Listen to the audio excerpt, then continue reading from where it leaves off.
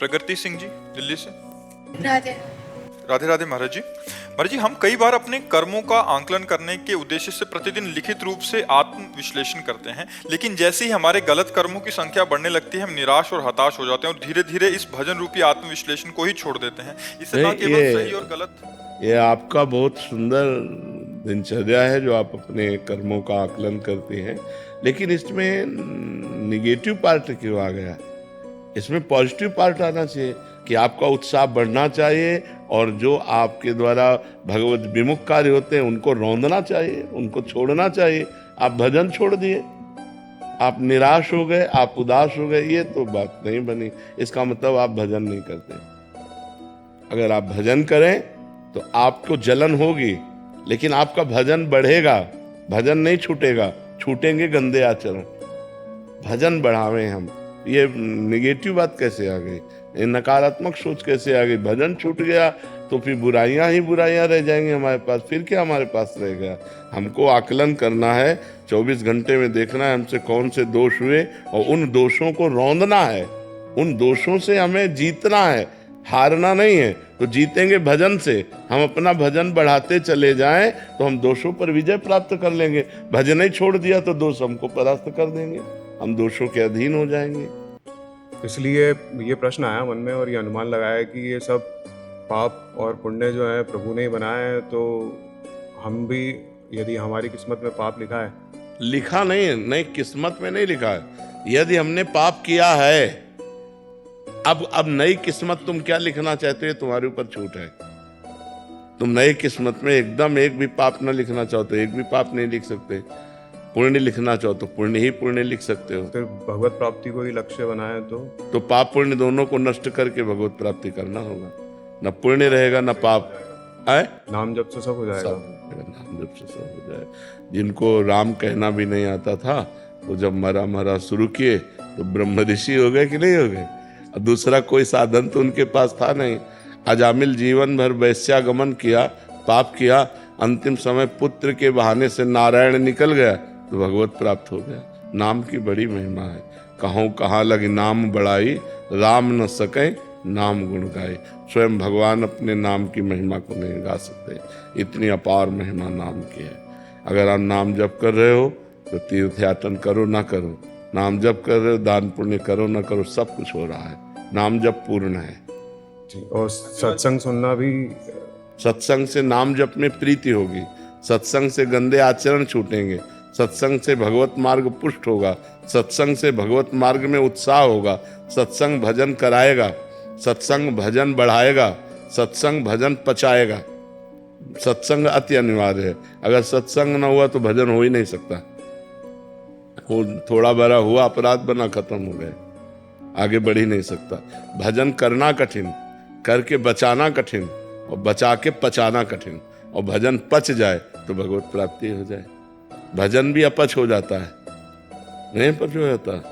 भजन का जिसका पच गया ना, बड़ा भजनानंदी एक थप्पड़ भी मार दिया ना, भगवान तुम्हारा मंगल करें, भगवान तुम्हारी बुद्धि शुद्ध करें, भगवान तुम्हें सुख प्रदान करें, कभी दुख न प्रदान। ये पचे हुए भजन वाले की बात है। करत जे अनशहन निंदक तिन्हु पे अनुग्रह किए।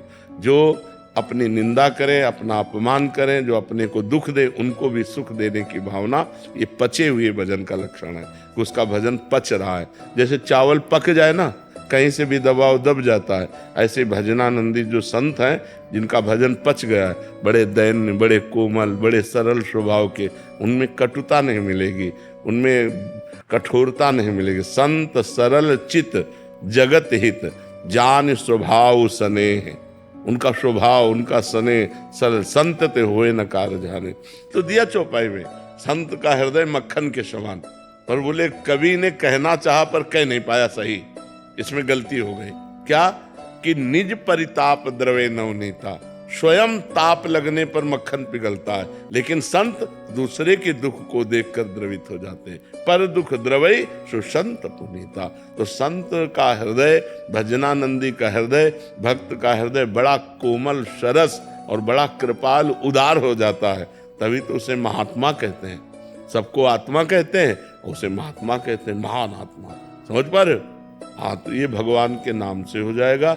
भगवान के चरित्र सुनो, शास्त्र स्वाध्याय करो, सत्संग करो, अध्यात्म में चलो, तो तुम महान बन जाओगे, तुम्हारा हृदय महान हो जाएगा। अंजुला जी।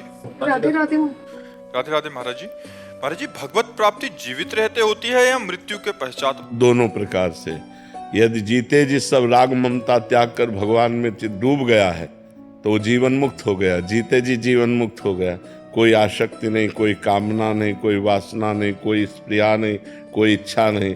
जाहि न चाहिए कबहु कछु, तुम सन सहज सने, बसो निरंतर तासुर सो राउर निज के। वो जीते जी मुक्त हो गया, जिसकी चाह मिट गई।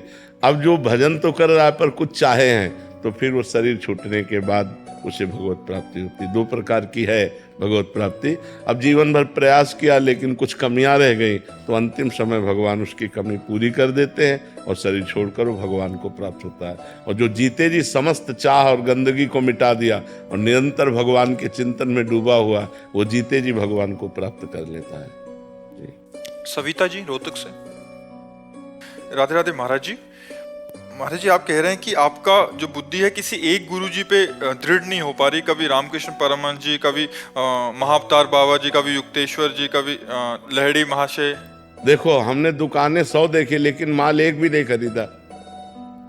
दुकानें हमने 100 देखी, माल एक भी नहीं खरीदा, तो फायदा क्या हुआ? हमें बताओ, पूरा जीवन बर्बाद हो गया।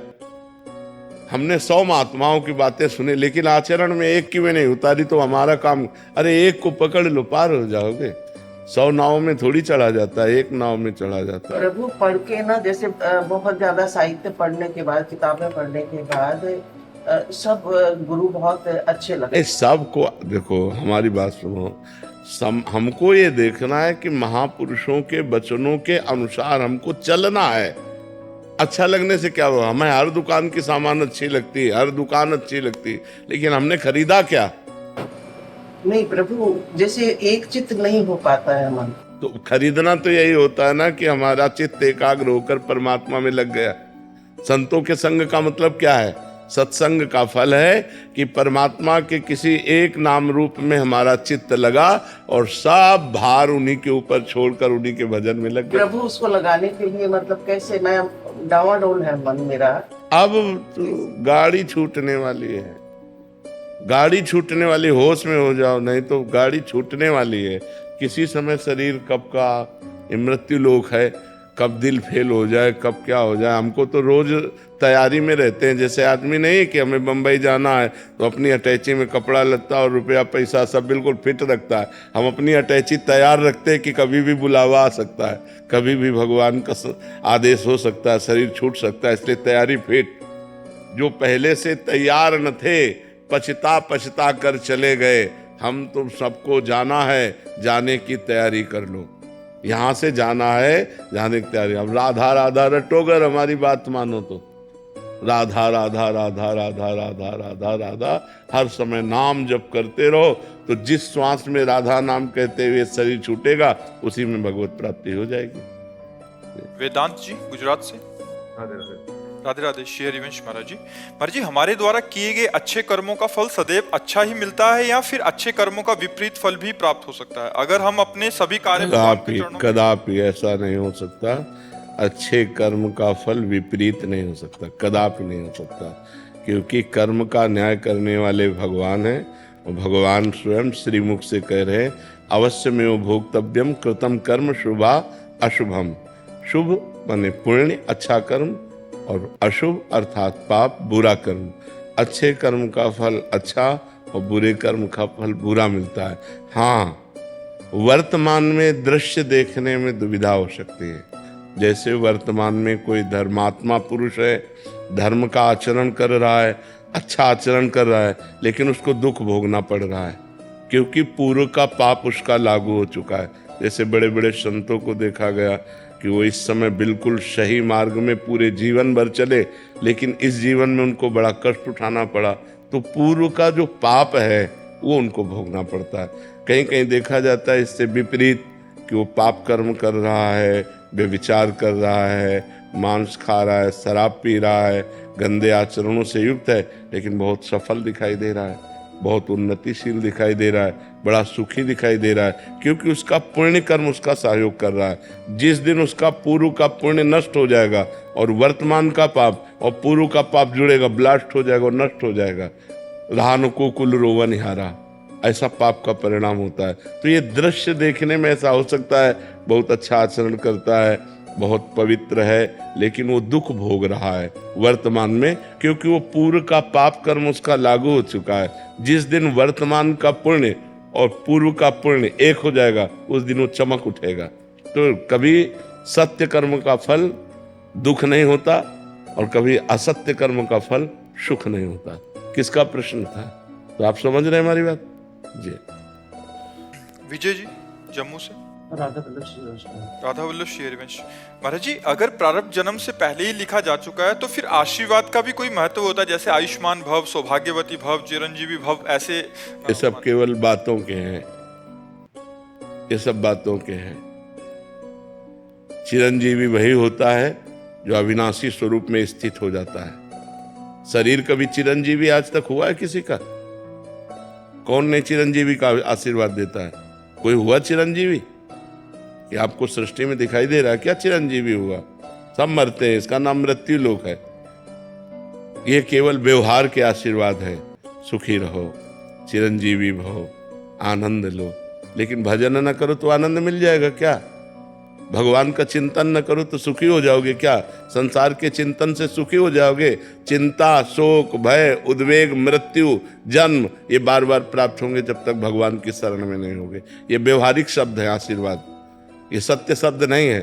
सत्य है राम, हरि, कृष्ण। जो भगवान का नाम जप कर रहे हो वो सत्य भगवान का नाम है, वही तुम्हें सुख प्रदान करेगा, वही तुम्हें आनंद प्रदान करेगा। चिरंजीवी आत्मा होती, कभी शरीर नहीं होते। आपका प्रश्न है, चिरंजीवी कभी शरीर होते हैं? किसी के भी भगवान अवतार लेते हैं, वो भी अंतर ध्यान होते हैं। तो यहाँ चिरंजीवी का मतलब क्या रह गया? आप बोलो चिरंजीवी, बोले चरण छुअन, बोले खुशी रहो, वो खुशी ऐसे रहेगा? केवल कह देने से खुशी रहेगा? जब उसके अच्छे आचरण होंगे, वो भजन करेगा, वो सत्मार्ग में चलेगा तो खुशी रहेगा। हमारे कहने से खुशी, ये सब व्यवहार के शब्द, इनका कोई खास बात नहीं है। महाराज जी, ग्रंथों में लिखा है परशुराम जी, कृष्ण भगवान, वेद व्यास जी ये अमर है, तो किस चीज? ये मनुष्य है क्या? ये इनको आशीर्वाद प्राप्त है क्या? ये मनुष्य है क्या? इनके शरीर चिदानंद होते हैं, इनके शरीर चिदानंद होते हैं, तुम्हारे शरीर पांच भौतिक होते हैं। ये जो भगवान अवतार लेते हैं, चिदानंद में देह तुम्हारी, विगत विकार जान अधिकारी। अपने से मिलाओगे क्या रामकृष्ण के शरीर? कहाँ से आशीर्वाद प्राप्त हुए जी? अरे वो स्वयं भगवान है, उनको आशीर्वाद प्राप्त करने की क्या जरूरत है? भगवान को किसी के आशीर्वाद की जरूरत है क्या? भगवान को सबके बाप को आशीर्वाद की जरूरत है क्या? नहीं, वो अमर बता रहे, मैं वो तो है ही है, वो तो अविनाशी चिदानंद एक है, वो परमात्मा है, वो कभी विनाश को प्राप्त ही नहीं होता है। जैसे हमारी आत्मा है, ये कभी विनाश को प्राप्त नहीं होती है। शरीर विनाश को प्राप्त होते हैं, अविनाशी आत्मा है और वो एक है, और वही सर्वलोकों में विभिन्न रूपों में ऐसे भास रहा है जैसे कांच के महल में एक आदमी हो तो हजारों लाखों रूप दिखाई देते हैं, लेकिन है एक। ऐसे ही परमात्मा एक है। माया के भ्रम के कारण हमको अनंत रूपों में जड़ चैतन्य रूप में दिखाई दे रहा है। जितना माया रचित है, प्रकृति रचित है, वो सब विनाशी है, और जो माया को बनाया है वो अविनाशी है। वो परमात्मा है, वो राम है, वो कृष्ण है, वो परशुराम है, वो नरसिंह है, वो हरि है। जो नाम उसका लो, उसके अनंत नाम है, अनंत रूप है। समझ पा रहे हो आप? शिप्रा झा जी। श्री हरिवंश। श्री हरिवंश महाराज जी। गुरुदेव, जब हम किसी संत के दर्शन करते हैं, क्षण भर के लिए सही हो, असीम शांति का अनुभव होता है। चित्त एकदम शांत, कोई भी विचार नहीं, शरीर मतलब भावनाएं आती रहती हैं। वहीं दूसरी तरफ कुछ दिन और निवास करने पर अपने हृदय में बहुत सी जलन की, ऐसा लगता है कितने पापी हैं हम, अवगुणों से भरे हुए हैं हम। तो महाराज जी, शांति और जलन एक साथ चलती है महाराज जी, इसका? हाँ, बहुत सुंदर। चूंकि वहाँ भागवतिक परमाणु होते हैं, तो पहला जो हमारा संयोग होता है वो भागवतिक परमाणु हमें आनंद सहज देता है। लेकिन जब हम बहुत दिन उनका संग करने लगे तब हमारे अंदर की सफाई शुरू होती है। ये जो जलन होती है वो असत आचरणों के चिंतन को बर्दाश्त न करना, ये सत्संग का फल होता है कि हाय मेरे से ऐसा क्यों हो रहा है, मेरे से ऐसी गलती क्यों हो रही, मेरे में ऐसी गंदी बात क्यों आ रही। वो संत संग उसके हृदय को, संत संग का परिणाम है। सर्व संग पहो हिमाम, व्रतांश यज्ञ छंदांश तीर्था नियमा यमा यथा वरुंधित सत्संगा सर्व संगो पहो इमाम। सत्संग सब दुर्संगों का त्याग करवा कर भगवान से प्रीति करवा देता है। तो जब हम ज्यादा साधु संग करने लगते हैं तो उसका प्रभाव हमारे हृदय में पड़ता है और हृदय जलन युक्त होने लगता है। क्यों जलता है? क्योंकि हमारे अंदर हृदय में गंदी बातें हैं, गंदा चिंतन है, गंदा आकर्षण है, गंदा वासना है। तो उसी दुर्वासना को जलाकर भस्म करके, गंदे आचरणों से मुक्त करा करके भगवान के चरणों में प्रीति और भगवत आचरण, दैवी संपदा, ये संत संग से आती है। इसलिए ऐसा होता है। संत संग के मतलब सावधानियां क्या रखें? सबसे बड़ी सावधानी हमें यह है कि उनकी आज्ञा का उल्लंघन न हो। यदि हम संत आज्ञा का पालन करते तो आज्ञा समन सुसाहिब सेवा, उनकी आज्ञा पर हम चले, सब सावधानियां अपने आप आ जाएंगी। वो जो आज्ञा कर रहे हैं, जो निषेध कर रहे हैं, ये नहीं करना चाहिए, और जो कह रहे हैं करना चाहिए, बस उसी पे आप चलो जिसमें कह रहे हैं करना चाहिए। कभी न माया छू सकती, न कभी काम क्रोध तुम्हें परास्त कर सकते हैं। अगर मनमानी की तो राई के सम चलत ही हो तो और की ओर, थोड़ी भी अपनी मनमानी की तो आपका परमार्थ मार्ग छूट जाएगा। नहीं तो माया नाम की कोई चीज ही नहीं है कि आपको परास्त कर सके, केवल भगवान ही भगवान है। जब हम गुरु आज्ञा, संत आज्ञा, शास्त्र आज्ञा का उल्लंघन करते हैं तो फिर हमें भ्रम फंसा लेता है। माया का मतलब भ्रम फंसा लेता है कि स्त्री में सुख है, पुरुष में सुख है, रुपये में सुख है, मान बढ़ाई में सुख है। पूरा जीवन इसी भ्रम में नष्ट हो जाता है। और जब हम सत्संग करते हैं तब ये लगता है नहीं, सुख तो भगवान में है, भगवान के नाम जपने में, भगवान की आराधना में है, सत्य मार्ग में चलने में है, संयम में चलने में है, धर्म से चलने में। ये बातें हमारी समझ में आ जाती है। महाराज जी, आप कह रहे हैं कि आपने बचपन में बॉडी बनाने के लिए स्टेरॉइड यूज किए महाराज जी, दवाइयाँ वगैरह, उससे महाराज जी इनका स्वास्थ्य एकदम खराब हो गया और आंतों में संक्रमण रोग आ गया, और मतलब डॉक्टरों को भी दिखाया, बट ये अभी विवाह के लायक नहीं रहा, ऐसा बोल रहे हैं। पर घर वाले, परिवार वाले बहुत दबाव दे रहे हैं। मत करना, विवाह मत करना, किसी लड़की को धोखा मत देना। जब अपनी योग्यता नहीं है तो ऐसे नाटक मत करना, नहीं तो जीवन बर्बाद हो जाएगा। बॉडी बनाई कि बिगाड़ दी, आप विचार करो। बॉडी बनाने के लिए ये दवाइयों की जरूरत नहीं, ब्रह्मचर्य की जरूरत है। दंड बैठक मारो, ब्रह्मचर्य रहो, 2-4 किलोमीटर दौड़ो, पवित्र भोजन पाओ, मुर्गा मुर्गी नहीं, पवित्र भोजन पाओ। फिर आप देखो आपके शरीर में कैसा बल आता है, उत्साह आता है। तो ये जिनको भ्रम है कि हम बॉडी बना के फुला करके कुछ बलवान बनने जाएंगे, बिल्कुल नहीं। ब्रह्मचर्य से रहो, सात्विक भोजन पाओ, कुछ व्यायाम करो, आपके अंदर पर्याप्त बल आ जाएगा। जो स्वयं बल आता है वो बल होता है, ये बनावटी थोड़ी होती कि बड़े बड़े ऐसे बना लिए। वीरों की बात सुनो तो जय गिर चरण दे हनुमंता, चले सुगा पाताल तुरंता। जिम अमोघ रघुपति कर बाना, ये ही भांत चले हनुमाना, बाल ब्रह्मचारी हनुमान। तो संयम तो ये मुर्गा मुर्गी खाने से थोड़ी बॉडी बनती है, संयम से बनती है। दंड बैठक, बाल ब्रह्मचारी, भगवान का चिंतन, तो फिर अपार बल संयम होता है। तो अब आजकल लोग भगवान से न जुड़ करके मुर्गा मुर्गी खाकर बलवान होना चाहते हैं। भगवान परशुराम जी ने 21 बार अकेले संपूर्ण भूमंडल के राक्षसी स्वभाव वाले क्षत्रियों का विनाश किया। 21 बार घूम घूम करके अकेले फरसे से। क्यों? बाल ब्रह्मचारी। जहां देखो वहां ब्रह्मचर्य की महिमा प्रकाशित होती। तो ब्रह्मचर्य तो रहना नहीं चाहता कोई। और ये सब दवाइयाँ खा के थोड़ी बल बनता है। दवाइयाँ खा के बल नहीं बनता, बल बनता है संयम से, नियम से। अगर संयम नियम में रहो, नमक रोटी भी खाओ, तो आप अच्छे बलवान हो जाओगे, आपका शरीर आकर्षणकारी हो जाएगा। ब्रह्मचर्य केवल रहो तो आप देखो आजकल चेहरे में बनावट, वो लेप नहीं लगाए जाते कि चेहरा सुंदर हो। कोई सुंदरता तुम्हारी जोड़ की नहीं हो सकती यदि आप ब्रह्मचर्य रहोगे।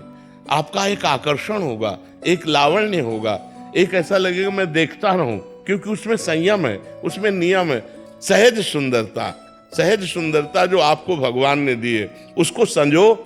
आप ब्रह्मचर्य से रहो, संयम से रहो, पवित्र। अगर गृहस्थ हो तो थोड़ा संयम नियम धारण करो, और पवित्रता से तो आपका जीवन अच्छा रहेगा। वैसे देखो जवान आदमी बता रहा खुद कि हमारा सब सिस्टम खराब हो गया शरीर का, तो ऐसे आजकल के जो ये पाउडर चल रहे हैं, इन चीज़ों को मत खाओ।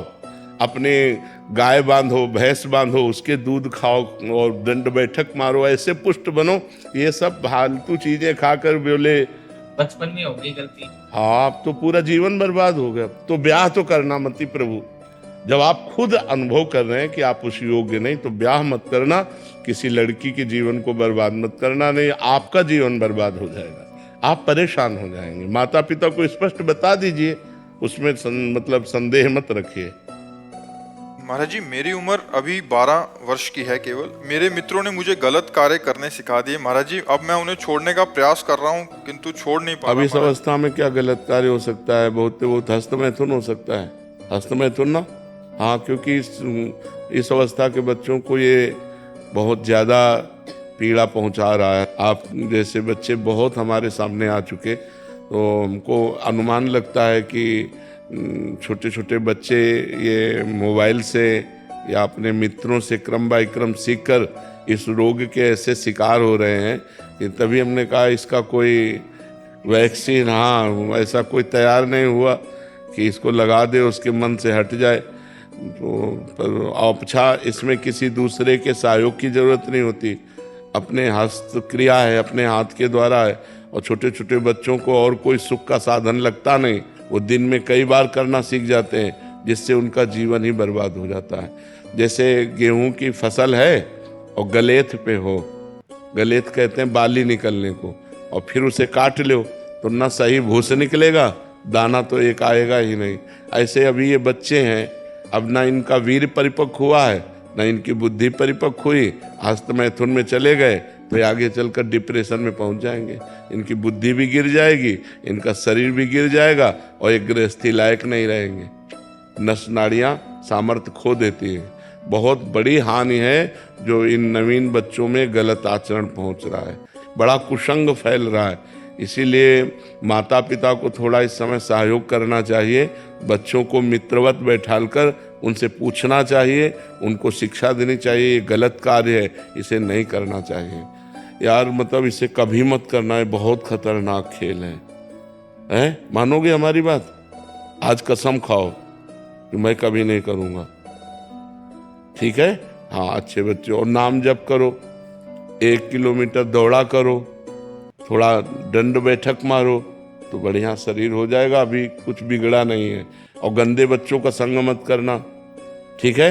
गर्लफ्रेंड भी है क्या? नहीं, इतने बच्चे महाराज जी उसमें लिखा है लड़की, नहीं, इतने इस अवस्था के बच्चे गर्लफ्रेंड बना लेते हैं। छोटे छोटे आजकल चल रहा है महाराज जी, आजकल इस अवस्था के बच्चे बहुत बहुत ज़्यादा नया एकदम ऐसा है कि कुछ कहा नहीं जा सकता। आजकल सोशल मीडिया पर ऐसे ऐसे रील आ रहे हैं कि बहुत छोटे छोटे बच्चे इन चीज़ों में फंसे पड़े। फैशन हो गया। अच्छा, फैशन हो गया। नहीं होते तो फिर दूसरे वाले बच्चे बोलते हैं कि आपके साथ नहीं। इतने बच्चे में गर्लफ्रेंड? सब बड़ा है सर, ये तो इससे छोटे वाले। यार होगा क्या हमारी समाज का? इसलिए मैं कह रहा हूं कि 18 वर्ष के पहले वीर परिपक्व नहीं होता। वीर जो होता है, जो संतानोत्पत्ति की क्षमता रखता है, 18 वर्ष में वो परिपक्व होता है। अब जैसे 18 वर्ष बाद ब्याह हो जाए तो उसका जीवन बर्बाद नहीं होगा, लेकिन 18 के पहले यदि हो तो वो कच्चा वीर उसकी सब नस नाड़ियों को निचोड़ देता है, उसकी हड्डियों तक का पावर नष्ट हो जाता है, वो मतलब संभलने लायक नहीं रहते। इसीलिए आगे चलकर जवान जब बच्चे होते हैं तो फिर उनकी जो मानसिकता होती है इतनी कमज़ोर हो जाती है। छोटी छोटी बात में करने के लिए सोच लेना, छोटी बात में इतना निगेटिव सोच लेना कि अपनी माँ को मार देना, पिता को मार देना। छोटे छोटे बच्चे ऐसा कर रहे हैं ना, तो वो उनकी क्षमता नष्ट हो जाती है। बिल्कुल बच्चों को प्यार देकर समझाओ कि वो इस तरह की कोई क्रियाएं ना करें, जिससे उनका जीवन कम से कम जीने लायक तो बना रहे। नहीं, अब जैसे ये बच्चे हैं, उठना बैठना चलना फिरना मुश्किल हो जाएगा। ऐसे छोटे बच्चों के कमर दर्द करना, टांग में दर्द होना, सर में दर्द होना, पढ़ाई में मन न लगना, भूख न लगना, बहुत सी परेशानियां हस्तमैथुन से हो जाती हैं। इनको बच्चों को संभालो, अपने अपने बच्चों को मित्रवत बैठाल कर संभालो। कभी ऐसा मत करना, कभी ऐसी क्रिया मत करना, कभी मोबाइल से गंदी बात मत देखना। 18 वर्ष तक तो उनको बचा लो। जब जैसे छोटा पौधा होता है, बकरी चरे तो एक मुंह में चर जाए, और वही जब बड़ा वृक्ष हो जाता तो बकरी छक भी जाए तो उसका वृक्ष का कुछ नहीं बिगड़ता। ऐसे ही छोटे छोटे बच्चे यदि गलत आचरणों में जाएंगे तो नष्ट हो जाएंगे। यही समर्थ जवान हो, ब्याह हो, फिर संसार, तो कोई उसमें परेशानी नहीं होती। अब मत करना कभी, ठीक है? अच्छे बच्चे बनो। गलत संगति हो बच्चों की तो कैसे संभालें? हाँ, अब यही तो आज का वातावरण इतना गंदा होता जा रहा है कि हम इस बात में सबसे ज़्यादा चिंतित हैं। ये जो समाज में गंदगी फैल रही है, ये बहुत व्यभिचार, मतलब दिमागों में केवल भर गया है। खाने को मिले, रुपया मिले और भोग मिले, बस इतने जीवन रह गया है। और जो मोबाइल चल गया है आजकल, मोबाइल में सब देखते हैं, सब देखते रहे। हाँ, कल्चर आ रहा है यहाँ पर। घंटे हाथ में रहता है महाराज जी मोबाइल। हाँ, बिल्कुल बिल्कुल। सबसे बड़ी बात है कि आपके वीडियो देख के लोगों को जब जानकारी हुआ कि ये गलत है, हाँ, इसके डेट में ये बच्चा अपनी बात किसी को नहीं बता पाता। बिल्कुल, हाँ बिल्कुल ठीक होते हैं। आपके वीडियो देख के बहुत लोगों को सुधार, कम से कम हाँ उसकी हिम्मत तो इतनी आई कि अपनी, बहुत सारे लोग सुधर रहे हैं। हाँ हाँ, जो आपकी कृपा। नहीं, भगवान सब पर कृपा करते जी हैं। इस भगवान। विषय पे कोई पूर्ण रूप से बोलता नहीं है महाराज जी, क्योंकि इसको एक शर्मिंदा करने वाला एक विषय माना जाता है महाराज। अब जैसे कल एक बहन थी, वो बोल रही थी हम अपने पति से नाराज होकर दूसरे पुरुषों का भोग करती हूँ। जब आपका वीडियो देखा तो लगा ये पाप है, हृदय में जलन हो रही, अब क्या करूँ? हमको छोड़ दो गंदी बातें। मतलब लोगों को क्या इतना भी ज्ञान नहीं कि मैं ये गलत कर रहा हूँ। की कृपा से बहुत लोगों को ऐसे ऐसे ज्ञान मिले हैं ना, जो उनको लगता ही नहीं था कि हम पाप कर रहे हैं। हाँ बिल्कुल बिल्कुल, क्योंकि अज्ञान अंधकार में बहे लोग चले जा रहे हैं, तो जब उनको पता चलता है कि मैं गलत कर रहा हूँ, ठीक बात है, भगवान सब पर कृपा करे, सबकी बुद्धि शुद्ध हो।